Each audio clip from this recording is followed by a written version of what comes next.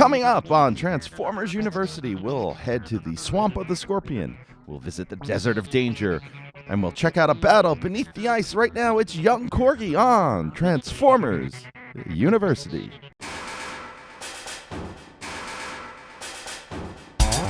Hello, my friend, and welcome to episode number 120 of Transformers University. I am your host, Anthony Brucali, owner, operator, madman behind TFU.INFO, the website, tutorial archive, this podcast, TFU News and Views podcast, and oh, so much more.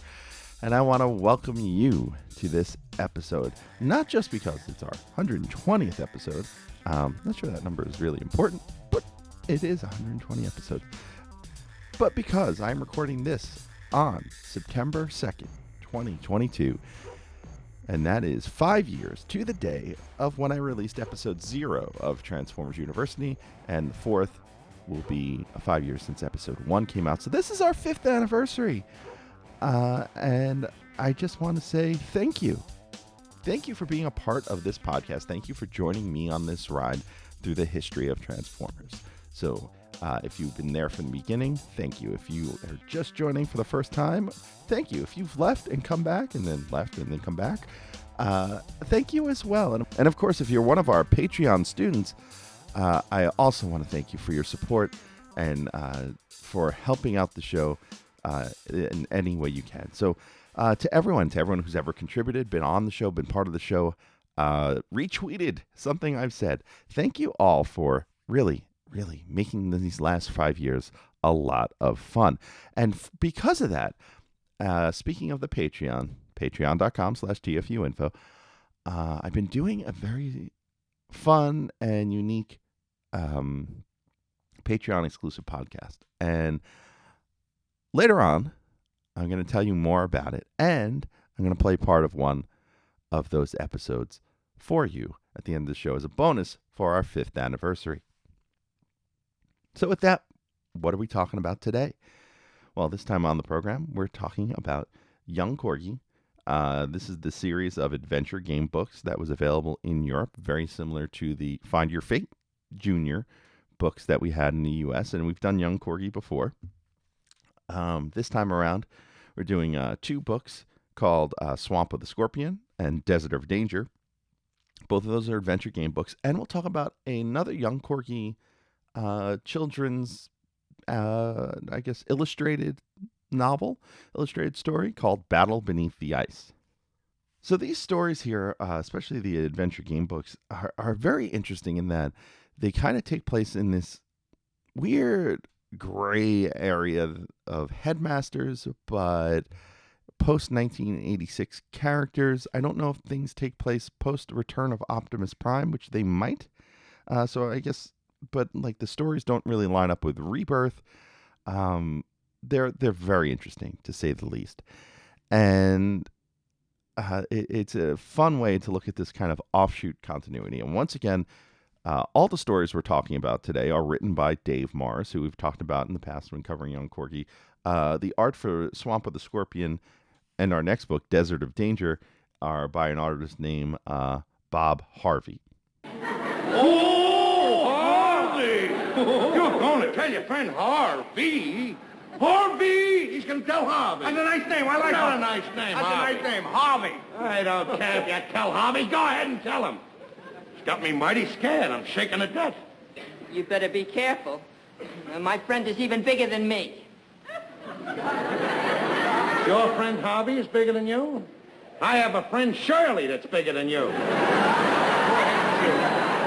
Once again, if you're not familiar with these kind of adventure game books, the Choose Your Own Adventures, the Find Your Fate Junior, or these Young Corgi books, essentially they're stories told with a bit of participation from the reader in mind. So as the book progresses, as you get from page to page, it doesn't go in a linear fashion. So you will go from to the end of the page, and it'll say turn to page 35 if you're on page 2, let's just say. And from page 35, you may be given a series of choices that will allow you to turn to different pages for different things to happen.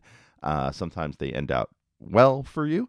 Sometimes they don't. Sometimes they all circle back to the same spot. Point is that it's a different read every time. We're going to go over all the possibilities as we go through this book. And this book actually starts with an interesting set of, I would call it a preface almost. It's not part of the book. It's kind of just an introduction to the story, and I'm going to read it for you right now. War on an alien planet.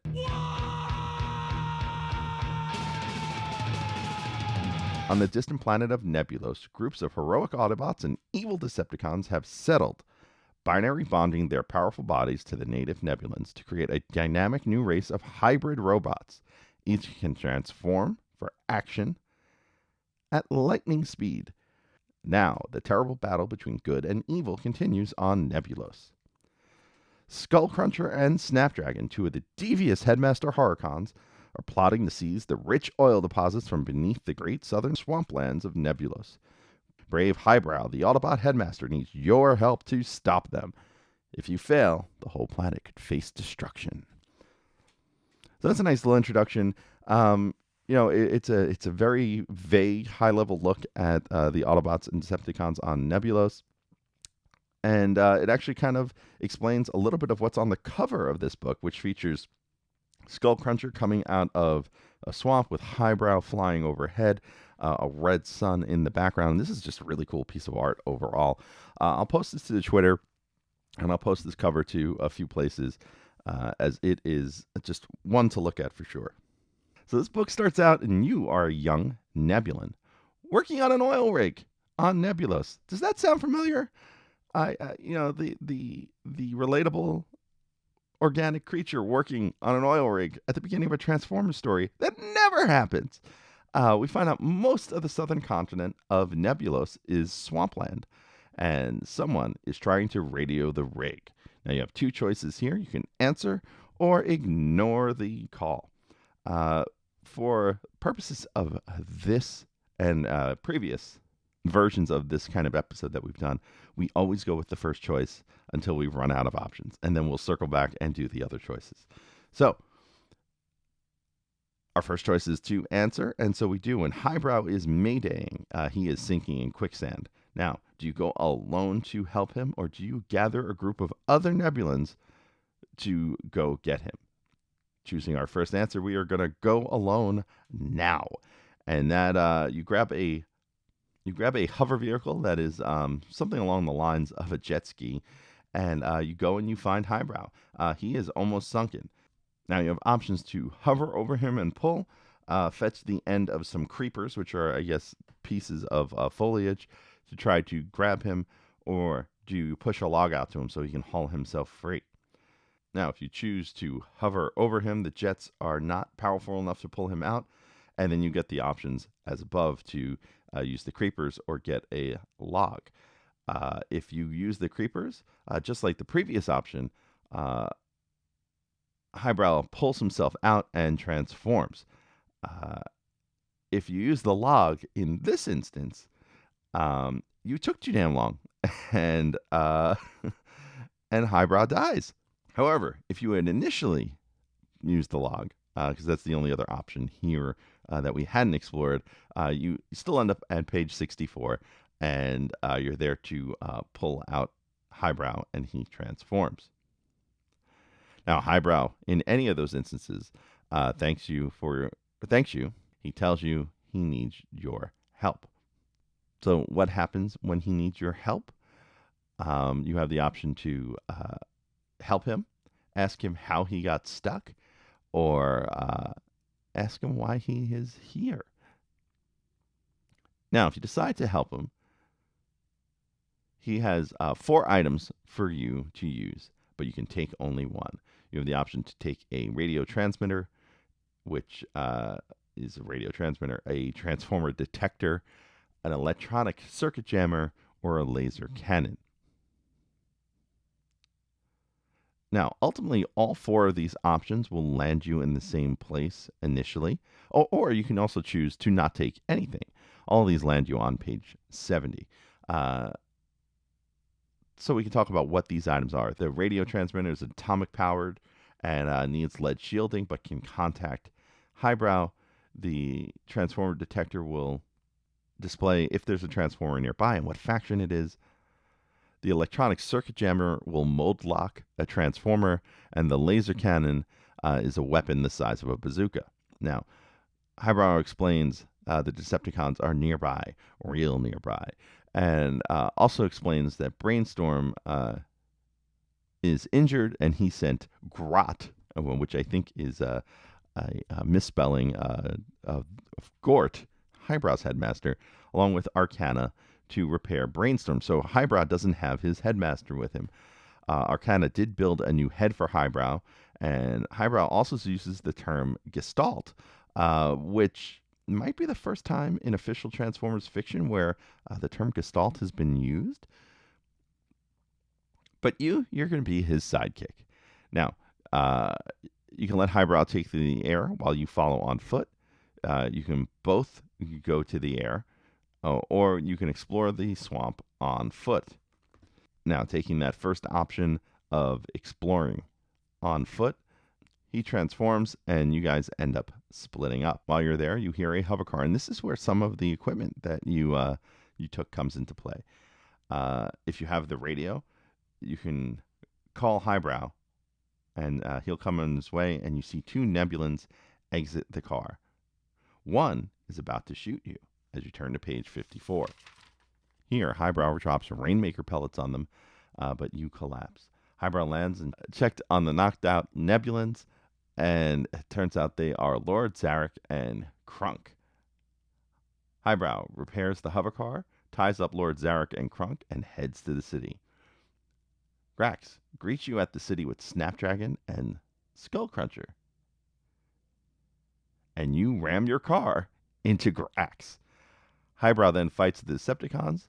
Lord Zarek and Krunk flee. Lord Zarek calls for Scorponok, and the city transforms. Now, you have some options here. If you have the laser cannon, you can choose to use that. You can choose to use the magnetic pistol, or you can choose to use neither. Now, if you use the laser cannon, you have an option to either shoot Scorponok or shoot Snapdragon. If you shoot Scorponok, the shot is deflected, and Scorponok crushes you in his pinchers, and you die. The end. Now, if you shoot at Snapdragon, Snapdragon takes a shot to the face. He misfires his gyro cannon into Scorponok. Scorponok falls onto Skullcruncher. Highbrow punches out Snapdragon. The Decepticons are captured, and Highbrow takes you to the oil rig. You win. The end. Now, if you had the magnetic pistol, you would use that on Scorponok and Snapdragon, fusing them together, and Highbrow would defeat Skullcruncher. The Decepticons would be captured. Once again, the same ending. Highbrow takes you to the oil rig, and you win. Now, if you had neither, you run to Highbrow to get help, but you get crushed by Scorponok's pincher. The end. All right, so that is one where you end up with three endings. Let's go back and check on some of those other options. So circling back to, that was all if you used the radio. Now, if you had the laser, Lord Zarek and Krunk would end up seeing you, and they'd try to run you over. You would fire at them, their car would crash, and we would circle back to the point where Highbrow runs to check on the knocked out Nebulans. Now, if you had neither the radio nor the laser, you would decide to hide. And you would find some ruins. And your choices here are to hide in the ruins or not hide in the ruins.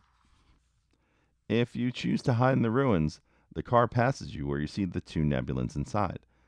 But then you hear walking inside of the ruins. Do you investigate or do you leave? If you choose to investigate, you hear this moaning. It's louder and deeper in the ruins. You can run back to the entrance. You can use the radio to call for Highbrow, or you can keep going in. Now, if you decide to run out, you go back to your choice to leave, like we mentioned before. You would find a purple and green metal city. You would enter it, and then you would ask Highbrow to join you. Inside the city, they would ask, the book asks you if Highbrow gave you the transformer detector.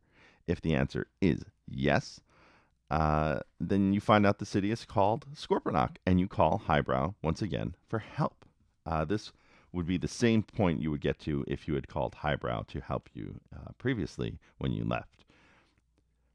You would spot Scorponok and Skullcruncher, Snapdragon, and Grax. Highbrow would enter the battle, and this is back at the scene where Highbrow fights the Decepticons, and Lord Zarek and Krunk flee. Now, if you did not get the Transformer detector, you would find a control room with controls marked Transform Sequence, Manual Override. Notice it doesn't say Convert Sequence. And you have options here. You have an option to press a button to do that. You have an option to radio Highbrow. You have an option to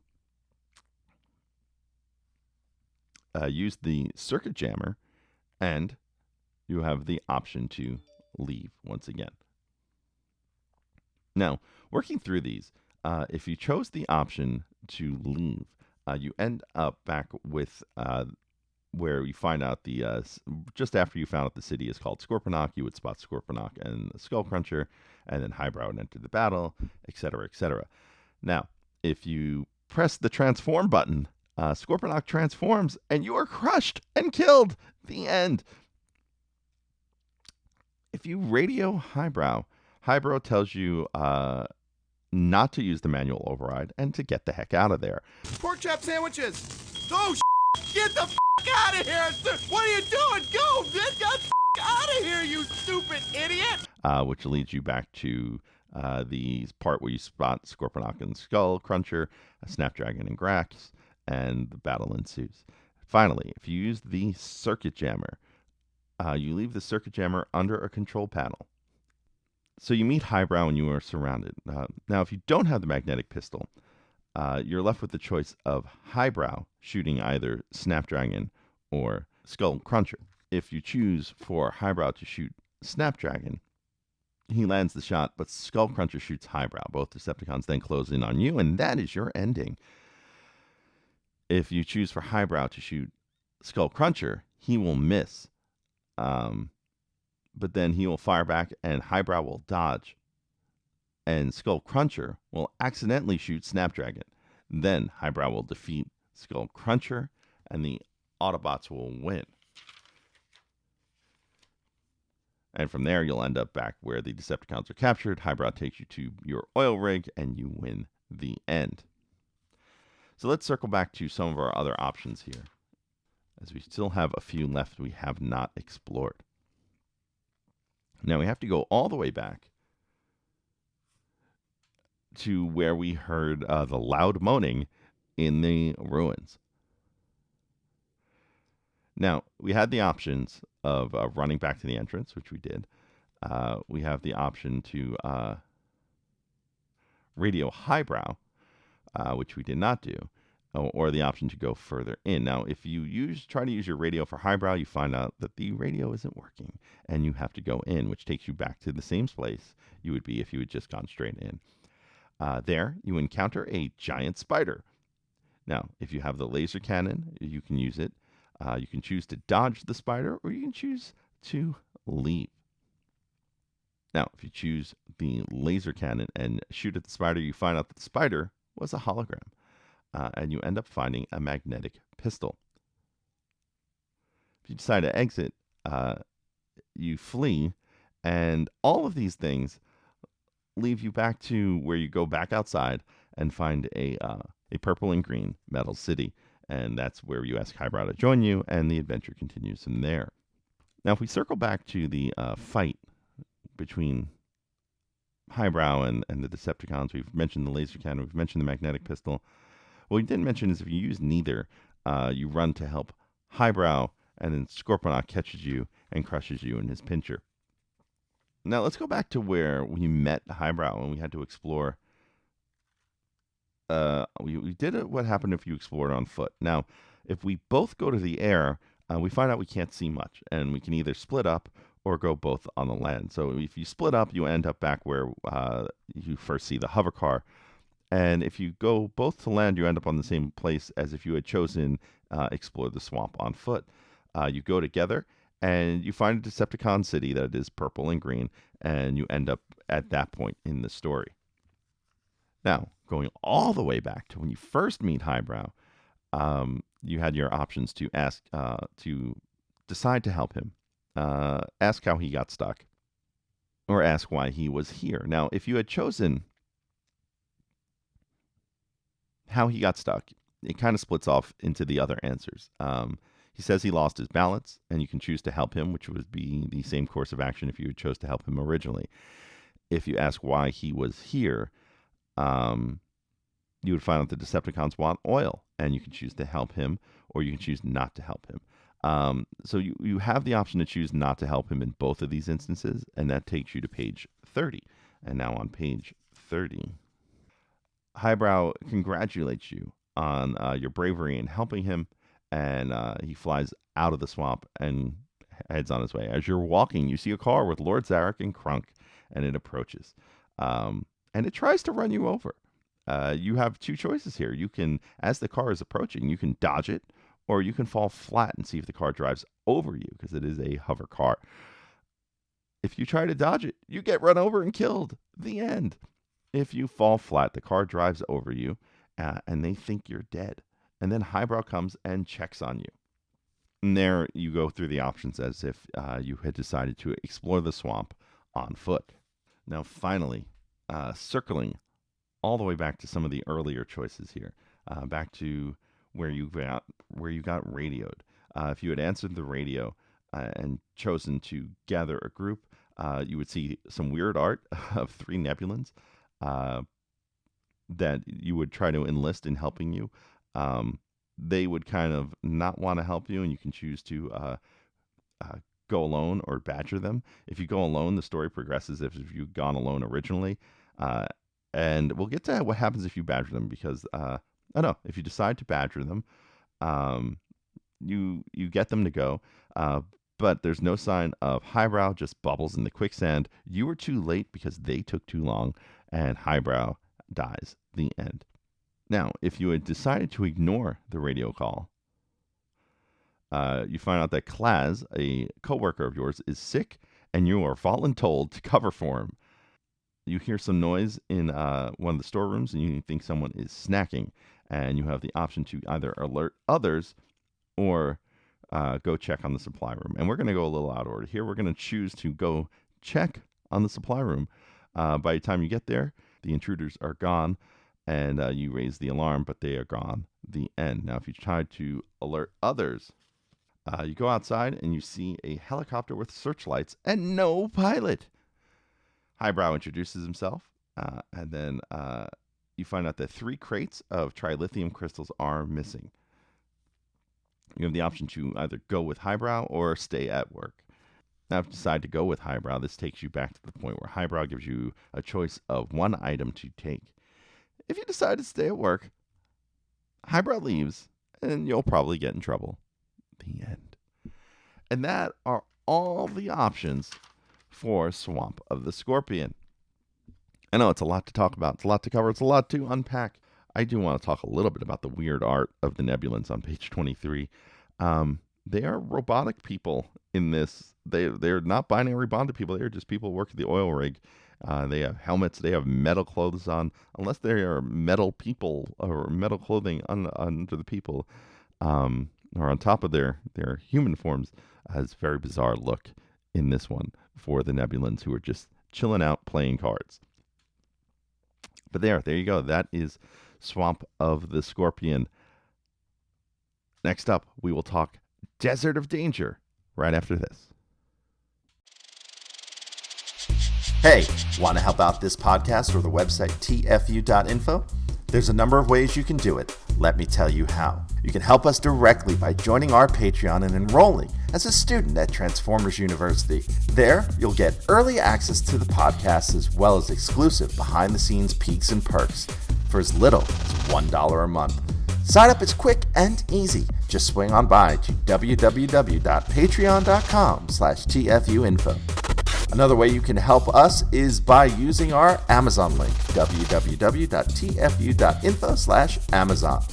Type that into your browser whenever you want to shop at Amazon, and a portion of what you spend will be contributed back to us. It's that easy. Finally, you You don't become the world's longest running transforming toy archive without some help from other fans. We're always on the hunt for photos of figures and accessories we're missing from our pages. If you'd like to contribute, go to tfu.info/help for a list of what we need, or send an email to info@tfu.info. tfu.info, the Alpha Trion and Omega Prime of transforming toys. Now, back to the show. All right, now on to Desert of Danger. This one features Weird Wolf on the cover. He is walking through, I guess, a desert. Looks kind of muddy, but it's a pretty cool toy art of Weird Wolf. Once again, the preface starts out the same. On distant planet and nebulous, groups of heroic Autobots and evil Decepticons have settled by bonding their powerful bodies, etc., etc. The second paragraph is a little different. Target Master Hot Rod and his Nebulon companion, Professor Sparks, suspect that a group of Decepticons led by the fearsome Skull Cruncher have a cunning plan to form an invincible Decepticon army on Nebulos. With your help, will Hot Rod be in time to thwart their evil scheme? It's really important here that we talk a little bit about one. It's Hot Rod, not Rodimus Prime, even though it's post-movie, right? So that means this is most likely post-Return of Optimus Prime, potentially post-Rebirth, maybe, or just on its own weird splinter continuity, because we're using the name Sparks, which is the original name for Firebolt, Hot Rod's Target Master partner. Sparks has been used in a couple places. I believe we saw it in the Marvel Transformers Headmasters comic that we covered a couple episodes back. So this was the working name for Firebolt, and Professor Sparks is almost a different character in this sense, right? Because do we know he was a professor?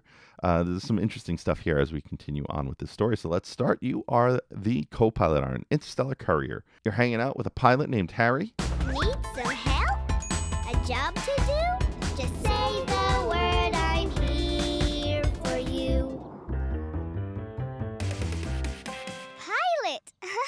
And you land on Nebulos with some stuff to deliver. You can deliver some computer disks for Professor Sparks.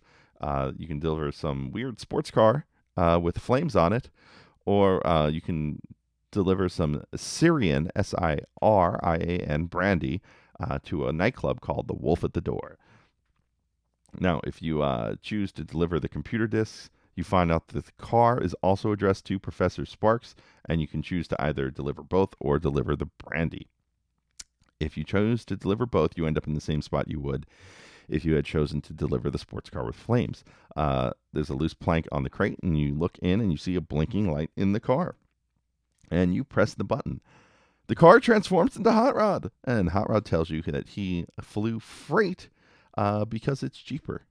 Yeah, Hot Rod did not want to get on a interstellar vehicle himself. The Autobots couldn't, expense that for him, so he went freight.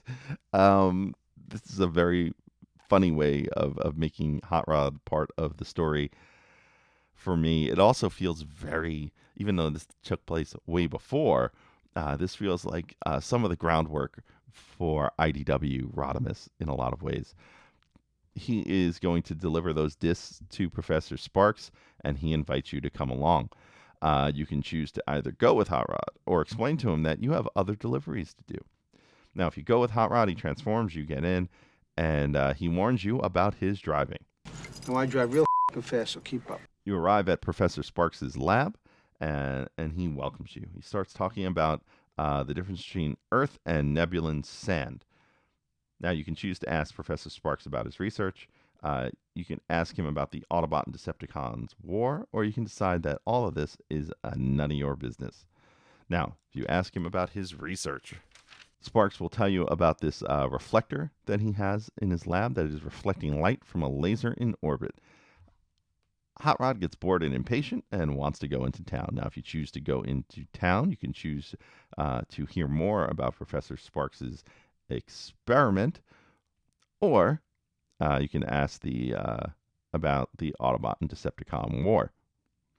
Now, we're going to work a little bit in a different order here because some of these things circle back. if you decide to ask about the Autobots and Decepticon War, just as the previous choice of asking about this, Hot Rod would tell you about Cybertron and the Ark, and he would also tell you that it happened long before I was matrixed. It's an interesting way of going through Transformer creation, because that creates a creation matrix kind of thing, but it doesn't use vector sigma or some of the things established in the cartoon. He also tells of the nebulons and binary bonding. If you had chosen to learn more about Professor Sparks' experiments, Sparks would then demo the reflector for you. All of these lead to you going into town, as does the previous choice of this being none of your business. As you're heading into the town, you see a meteor off in the distance and it crashes. And you guys decide to go into town to a nightclub. Now, you're left with less of a choice and more of a consequence here. If you delivered the brandy, there's one set of outcomes. But if you did not, which we did not, there's a separate set of outcomes. So let's start with not delivering the brandy. You head back to the spaceport and you go get the brandy. And you head out to the club. You head down the cellar steps to deliver, and you notice something white gleaming. You can choose to investigate, or you can choose to rejoin Hot Rod. If you choose to investigate, you find that the white gleam is gnawed human bones, and you race to the club to find Hot Rod and Sparks. The music is loud, and a Nebulon hears you complain about the loud music, and he is not happy about it. He tells you they don't serve humans here, and his name is Monzo, and he is the club owner, and you all decide to leave. Hot Rod then transforms, and you're left with the choice to tell Hot Rod about what you found in the cellar, the human bones. If you do, they plan to sneak you back in and hide after the bar is closed, so you can snoop around. If you decide that, you can go yes or no. If you decide to sneak into the bar, you wait and you let Hot Rod and Sparks in after the bar is closed. Together, you sneak into the cellar and spot Weird Wolf, Monzo, and Vorath. Weird Wolf had returned from the desert with a cylinder that had fallen from the sky, that meteor you saw earlier. He had to kill a space pilot who had seen it. Oh my goodness, Harry? Pilot! And they leave. Now, you can look at the cylinder, or you can decide to leave. If you look at the cylinder, Hot Rod sees attack squad robots in the cylinder. So they're kind of like floating in goo, these attack squad robots. And you find out they're like super dangerous, non-sentient Decepticon robots. Kind of like Cobra Bats almost. He's deactivated and floating in these chemicals. There are two advanced models here, one with lasers and one with atomic-powered batteries. Atomic batteries to power. Turbines to speed. You can choose to open the cylinder. You can choose to look at the brandy a little closer, or you can choose to leave. Now, if you choose to open the cylinder, the liquid changes from freezing to boiling as you open it. It hits Hot Rod, but it hits you and you die. Now, if you choose to look at the brandy, you find out that it's not actually brandy. It's a chemical to help wake the ASGs, the ASRs, the attack squad robots. From there, you decide to leave. Now, if you've chosen to leave, you end up at this spot as well. Hot Rod drops you back at your spaceship. You go to sleep. When you wake up the next morning, the Nebulon police are at your door telling you that Harry is dead. Pilot! And you go to Professor Sparks' lab. Now, as we head to Professor Sparks' lab, we do find out there was a treaty on Nebulos between the Autobots and Decepticons. No reinforcements allowed. Bots and cons only, as long as they have a Nebulon partner. So it's basically like the Transformers can be there, but only if they have an adult. The ASRs, they're the only way for the Decepticons to then build an army. Suddenly, two sinister robots enter the lab. And outside, Mindwipe, Skullcruncher, and Weirdwolf surround the base. Sparks raises the defenses. Now, has Sparks told you about the parabolic reflector, or has he not? Well, if he has told you about the parabolic reflector, you suggest to use it on Mindwipe to make him hypnotize himself, and the fight continues. From here, you can choose to either you help Hot Rod with the ASRs, which are the two sinister robots that had snuck into the lab, or fight Skullcruncher on your own. If you help Hot Rod, it turns out Hot Rod can handle the ASRs, and you just get in the way and you get killed by an ASR laser. Now, if you fight Skullcruncher, Skullcruncher will lunder towards a hover jeep. You jump in and start the engine. You drive the hover jeep at Skullcruncher. It explodes, knocking him back, and Weirdwolf arrives. Now you can choose to run, or you can wait for Hot Rod and Sparks to arrive.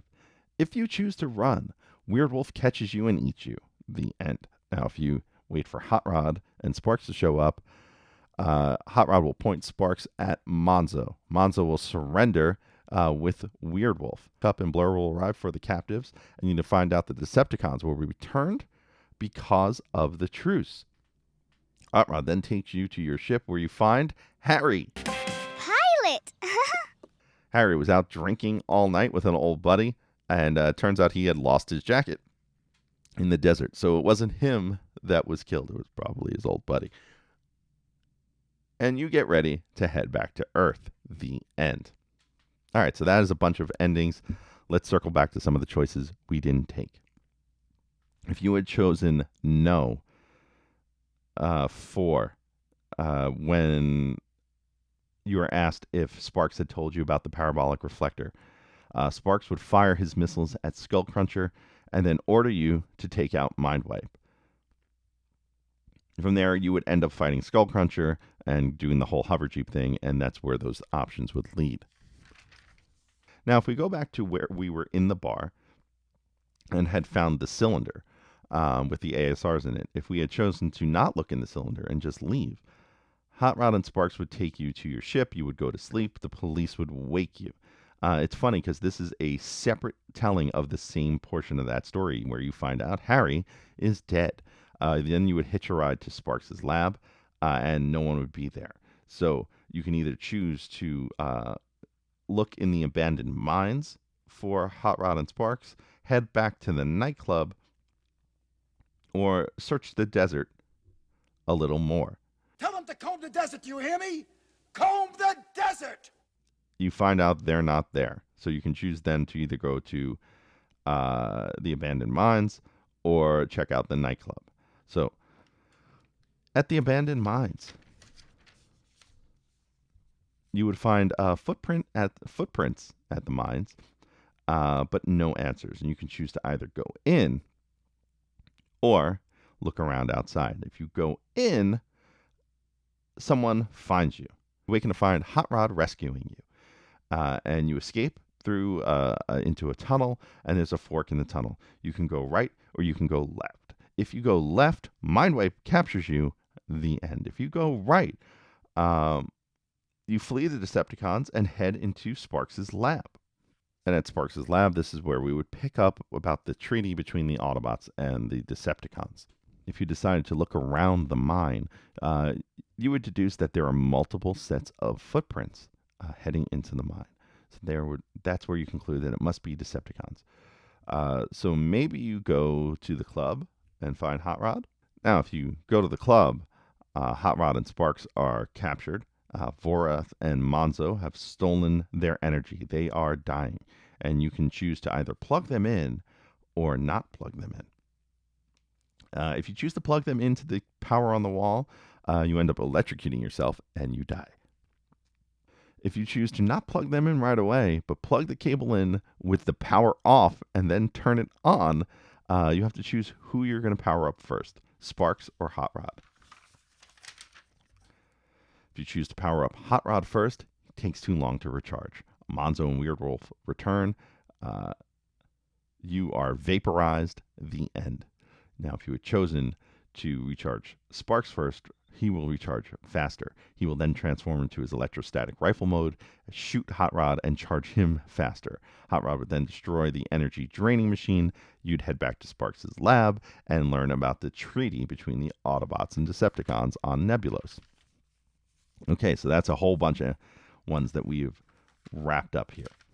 Now, if you had chosen to look for Sparks and Hot Rod at the club, that would take you to the point where you're finding them in the energy draining machine. Circling back even further, if you had chosen to not sneak into the club, Hot Rod and Sparks would take you back to your ship, and you would go to sleep, and the police would arrive and tell you about dead Harry. So that's a third separately written instance of the police telling you about Harry. You don't end up on the same page here. It's very bizarre for one of these books to have the same part of the story told to you, essentially 3 different ways. From there, you would hitch a ride to Sparks' lab, and not find Hot Rod or Sparks. Now, circling back to a few of the other choices, if you had chosen not to tell Hot Rod about the cellar, this would take you to this same part where Hot Rod and Sparks would take you back to your ship. If you had not chosen to look at the white gleaming thing in the cellar and chose to rejoin Hot Rod, you would rejoin Hot Rod and Sparks. You would complain about the loud music in a separate part of the story, and then you would end up with Monzo throwing you out of the club.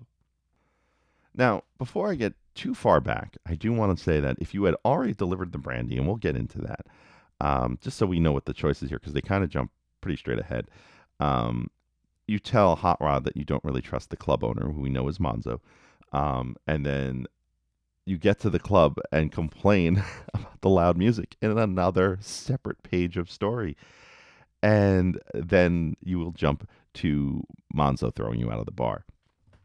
So again, another point in the story where 3 separate instances where the same thing you do is told in 3 different ways.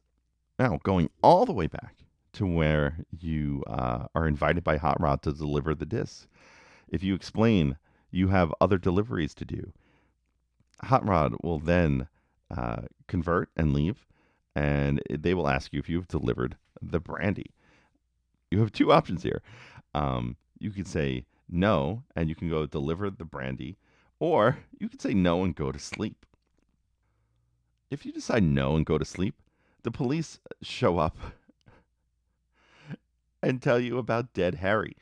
I think this is a fourth instance. This is a fourth instance the police telling you about dead Harry. And you go to Sparks' lab, you find the hover jeep, and you take the hover jeep. And this will lead you to the mine. Now, if you say no and deliver the brandy, you go to the cellar, and then you can either investigate the cellar or not investigate the cellar, which then leads to the things that you would have done later in the story. Now, going all the way back to our first choice of do you deliver the brandy at all off the top? So if you do deliver the Syrian brandy to the Wolf at the Door nightclub, you end up meeting a gruff and strong Nebulan named Monzo. He appears to be hiding something in the cellar.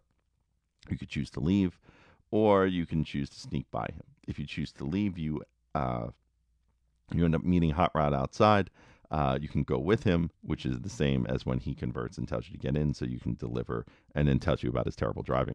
If you decide to go back to work, you're back to work where Hot Rod left you off. Now, if you had decided to sneak in by him, you would tell him that you are helping him with his lights, and then Monzo would catch you and throw you out, and you would then go back to work. And that is all of the options for Desert of Danger. I really liked this one. I didn't think I was going to. The cover is kind of not interesting. The art is very toyetic, much like a lot of these books. There's nothing really that stands out to me as far as the art goes. A lot of shots of Hot Rod, some shots of Sparks, but there's nothing interesting or weird. It's just a lot of robot mode and a lot of vehicle mode, and there's not really anything that really jumps out at me from reading this book. There's nothing I made a note about, put it that way. But the story itself is kind of cool. It's a little dark for a Transformers story. The red herring of dead Harry in the desert, and turns out to be his friend most likely. The human bones. This is this is kind of almost this is a good mystery in a lot of ways and a good horror story. There's some neat things laid out here. The truce between the Autobots and Decepticons is an interesting touch to the Nebulan story. The ASRs as a way to army build on Nebulos is a nice dodge by the Decepticons. This one, honestly, is probably one of the better, if not the best, choose-your-own-adventure style Transformers book I've read. And this one was a lot of fun. So with that is actually the final kind of book that I know of, at least in G1 for sure, of the choose-your-own-adventure style books. We did all 9 of the U.S. books, and I think there are 6, or let's see, they have the list at the front of this one. 1, 2, 3, 4.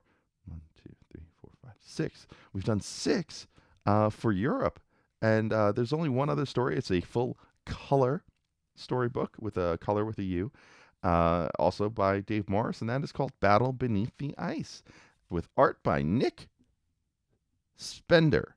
Now, Nick Spender is a Scottish artist. He is still alive and still working today. He's a freelance illustrator. This is one of his earliest jobs, going by his LinkedIn page. He has been working since the mid-'80s, and so this would have come out shortly after he had started his career.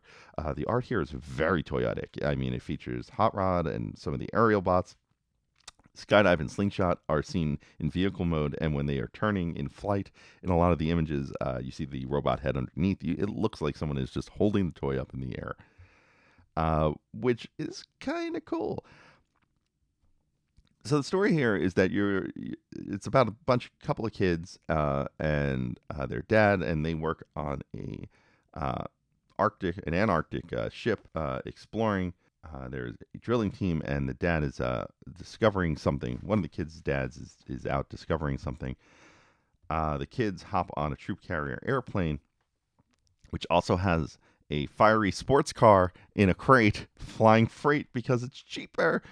In it, the kids meet Hot Rod, and they recognize him from TV. And one of the kids breaks out his futuristic Future Watch, which has a video of Hot Rod running away from the battle chargers, run amok and run about.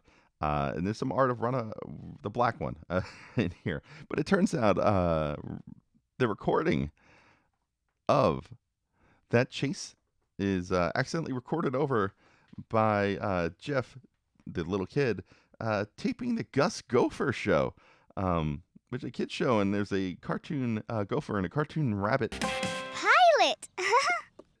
And Hot Rod's like, it's cool, let's just watch cartoons. And as they're doing that, the plane gets shot down. And crashes, and almost everyone on the plane dies except for these kids and I think one other person that's with them. And as the plane is shot down, they meet 3 really weird looking aliens. They look like humans, but they have shaved heads. They look like the Blue Man Group without the blue. And they are just 3 dudes dressed like Steve Jobs in all black with shaved heads. And they are on these hover things, and they take the kids and Hot Rod and the friend down to the adult friend down to the base. And this must be the thing that discovery that they found. And so it turns out these aliens have been observing the human race for a long time. They appear to be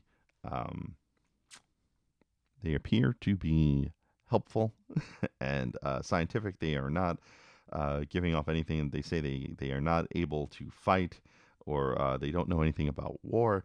And so this is the rough story. It turns out these aliens have a nefarious plan. It also turns out that one of the humans is working with them, and there is a machine here that can create just about anything. There's a holographic machine that can create the semblance of Earth. And one of these guys is named the Watcher, much like the Marvel Comics The Watcher. And during this, we find out that Ravage has been spying. Hot Rod goes to shoot Ravage, but accidentally shoots one of the alien guides, and he dies. And Hot Rod's confused because he's like, my lasers only affect other robots, not organics. And turns out that the aliens are actually robots in disguise. and they've been lying to the Autobots and the humans because they want to study them to learn their ways of war and encode it into their robotic brains. The human guide is actually working with the aliens. I know I'm being very rough with my notes here. I didn't really take detailed notes when I read it, so I'm kind of looking through the story as I go. But really, this one's worth a read. It's kind of funny. So what happens here is that outside, two aerial bots, Skydive and Slingshot, are fighting with Vortex. Inside, the humans and the Autobots and Ravage team up to fight off this alien race of robots. They overtake the Watcher's control panel. And so with the Autobots and Decepticon team up, the human Jeff and Ravage figure out a way to defeat the Steve Jobs aliens. They hack their computer with Ravage and play the tape of the Gus Gopher cartoon show into the alien robots programming, which they then start acting like cartoon characters, including tweaking each other's noses and saying things like "zone out, buddy boy," in high-pitched voices. And they were all acting like cartoon characters. And so they start fighting each other and whacking each other over the head and doing silly things. And that's how the Autobots and Ravage and the humans escape global domination by these crazy aliens.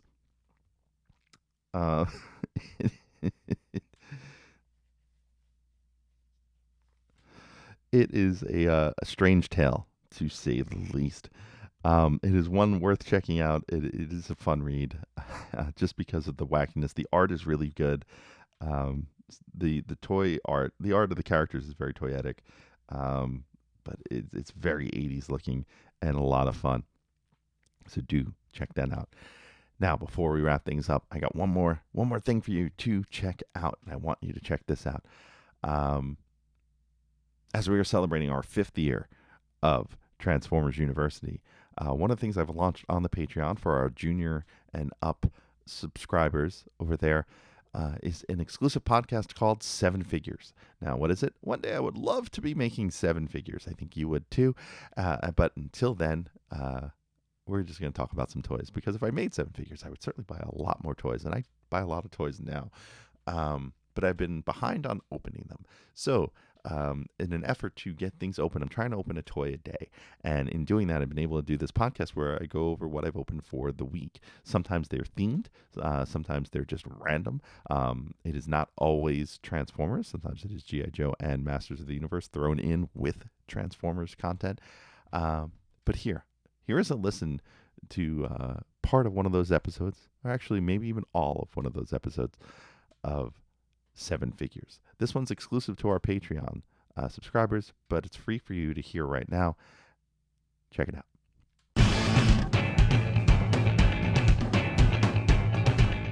Hello, my students, and welcome to episode number 6 of 7 Figures. I am your host, Anthony Brucali, owner-operator, madman behind TFU.INFO, and I want to thank you for supporting this Patreon and being a part of this Patreon-exclusive podcast. If you listened last episode, it was our fan vote episode. We did Diaclone recolors and things inspired by alternate looks for G1 cars. This time around, I decided to put together another thematic episode. It wasn't in the vote, but I really liked this one because I do have such a backlog of stuff that I wanted to do just an entire run of one character. And so, with that, we are going to be talking about everyone's favorite Decepticon traitor. Actually, he's not really I guess he's a traitor to Megatron. And we are talking about Starscream. As I like to call a group of Starscreams, if you have a murder of crows, you have a flock of geese. I like to refer to it as a betrayal of Starscream. So we will talk about 7 different Starscream figures in this episode. And normally I run through which 7 I'm going to talk about. You probably see it from the attached image that comes with this picture if you want to sneak ahead. But instead of running through them one by one and telling you what I'm going to cover, we're just going to talk about them this time around and see if that works a little better.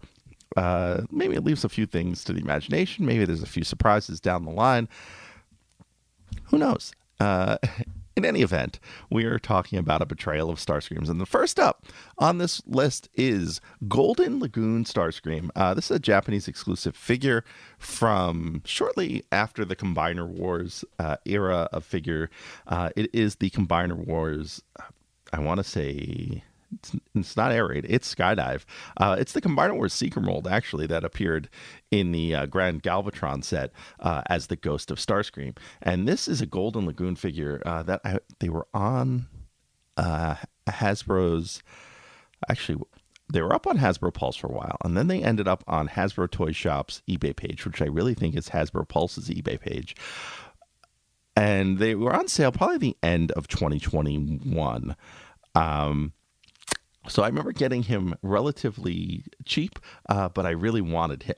And I'm a sucker for shiny figures. I'm a sucker for clear figures. I think you all know that. And this is the Seeker mold version of this toy in entirely gold plastic and gold chrome. I mean, this thing is an explosion waiting to happen.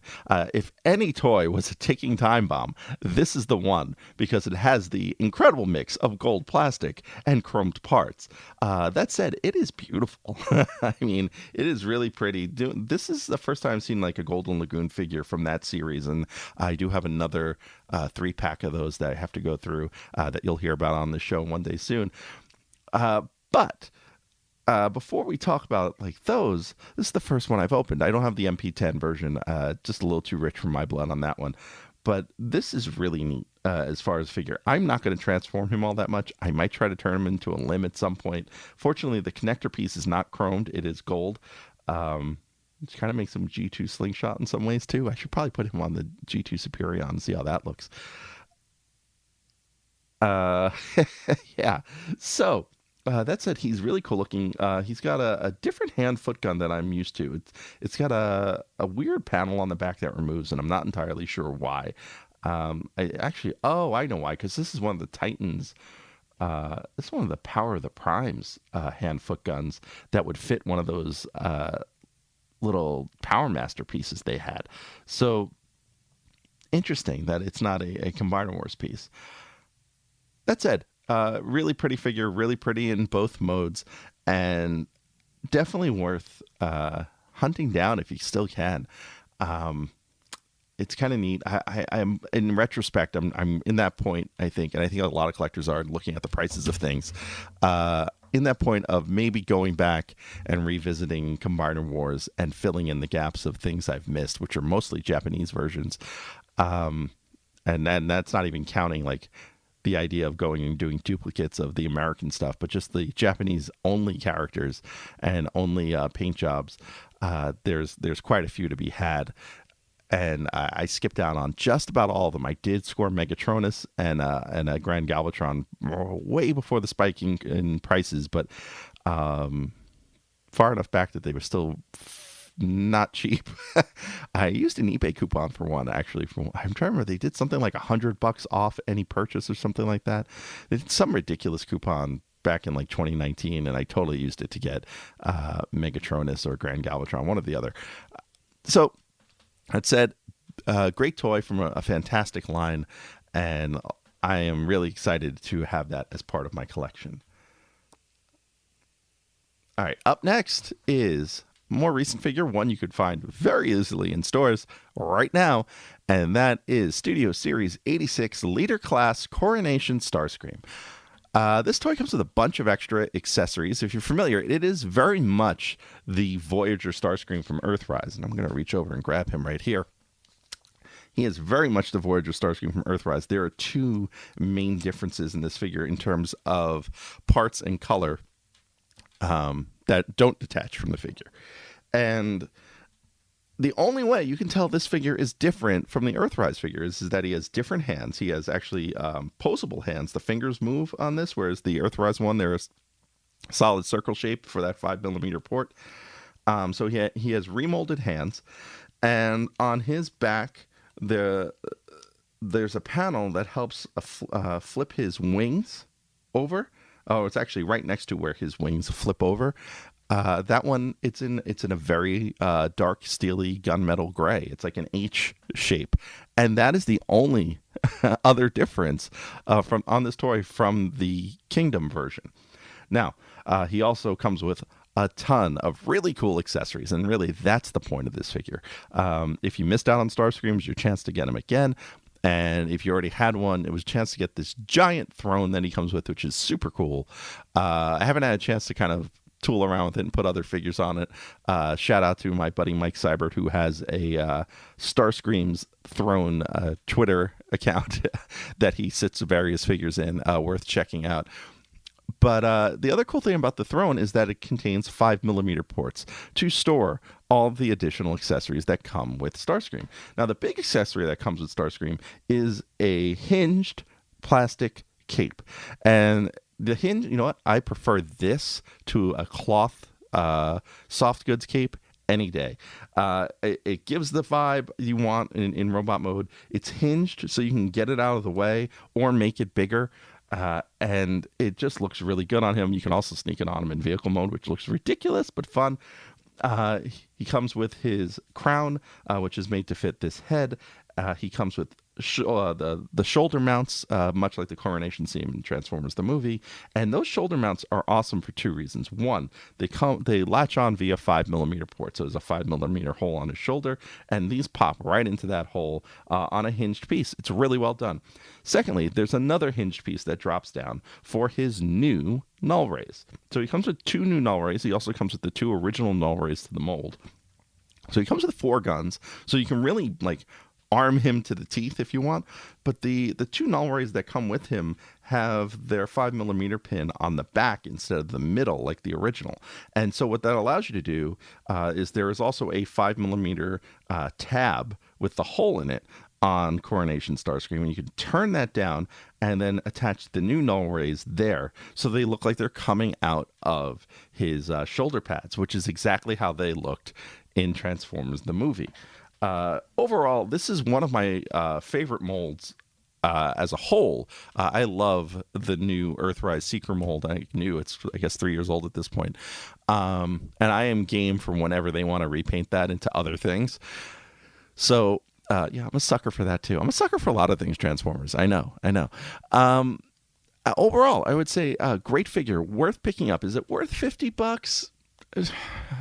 Look, I paid full price for it. I probably wish I hadn't, because I feel like they're going to shelf warm for a bit, being that they are part of that sludge wave as well as the original Just Starscream wave.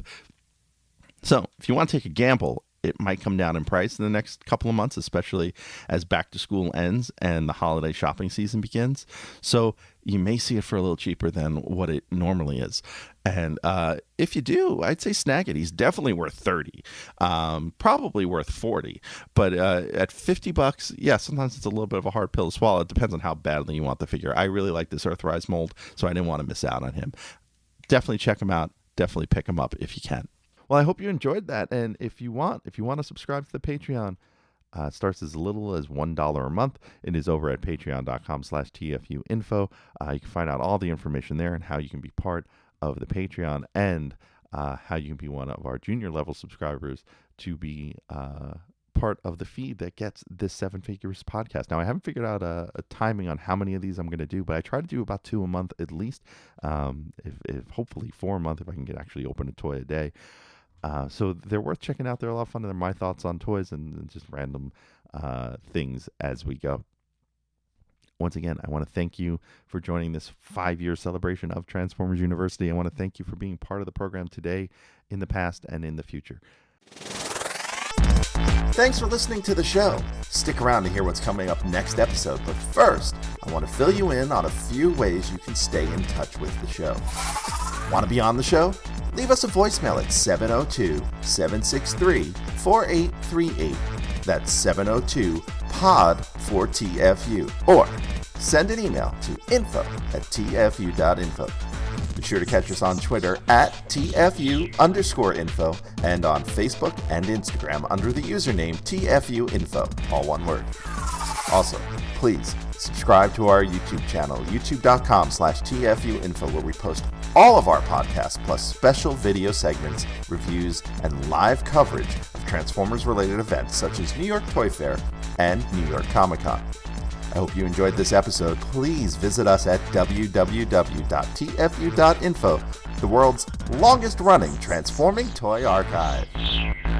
So next time on the show, we're going to return to Japan and talk a few more episodes of the Headmasters cartoon, both the original language, subtitle version, and the dub. So please join me for that. Once again, I am your host, Anthony Brucali, owner-operator, madman behind TFU.INFO. Until next time, see ya.